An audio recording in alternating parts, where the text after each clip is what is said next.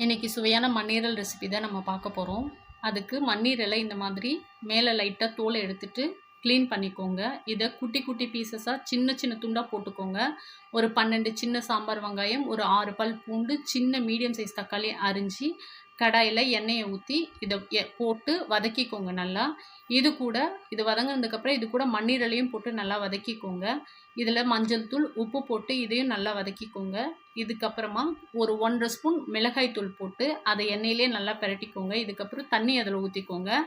ஊற்றிட்டு கொஞ்சம் நல்லா கொதிக்க விட்டுட்டு மூடி வச்சுருங்க.